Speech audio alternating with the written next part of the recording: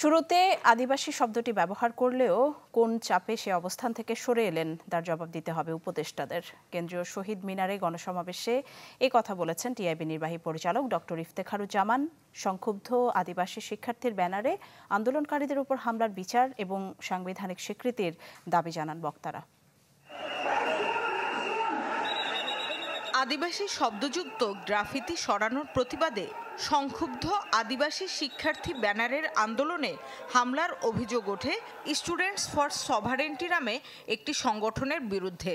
এরপর থেকেই জোরালো হয় গ্রাফিতি পুনর্বহাল ও সাংবিধানিক স্বীকৃতি দাবি। এই দাবিতেই কেন্দ্রীয় শহীদ মিনারে হয় গণসমাবেশ।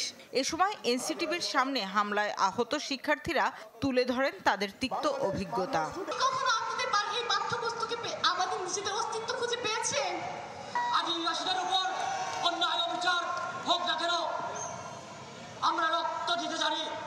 স্বাধীনতার পর থেকে দফায় দফায় সরকার বদল হলেও ভাগ্যের পরিবর্তন হয়নি বলে অভিযোগ করেন বক্তারা। কিসের সভারেন্টি?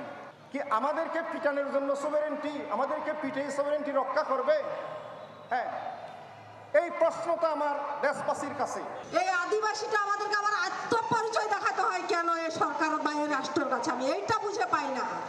আদিবাসী শব্দ নিয়ে নোংরা রাজনীতি হয়ে আসছে বলে দাবি পরিবেশ অধিকার কর্মী ও রাজনীতিবিদদের কারো কারো। আদিবাসী মানে আদি বাসিন্দা নয়, এটি আপনাদের না জানার ভুল। আদিবাসী বিষয়টি গ্রহণ করলে বাংলাদেশ থেকে অনেক কিছু বিচ্ছিন্ন হয়ে যেতে পারে। এটি একটি ভুল তর্ক। কে দায়িত্ব নিয়ে এই গ্রাফিতি মুছে ফেললো সেইটা তার নাম উন্মোচন করতে হবে, অথবা ইউনূস সরকারকে এই দায় নিতে হবে।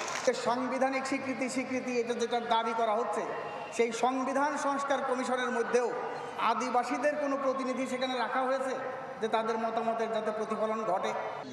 টিআইবির নির্বাহী পরিচালক বলেন, প্রধান উপদেষ্টা তার শুরুর দিকের বক্তব্যে আদিবাসী শব্দ ব্যবহার করতেন। এমনকি শিক্ষার্থী থেকে উপদেষ্টার দায়িত্ব নেওয়া সবাই একই শব্দ ব্যবহার করতেন। তবুও কি করে স্টুডেন্টস ফর সভারেন্টি এত দুঃসাহস দেখায়? কারা এসবের পেছনে তার জবাবও চান।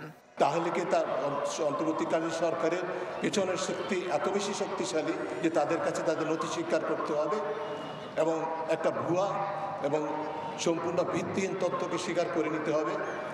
এই অবস্থান সরকারকে পরিষ্কার করা উচিত। বলেন, ভুয়া তথ্য ছড়িয়ে অধিকার হরণ করা যাবে না। আদিবাসী বাঙালি।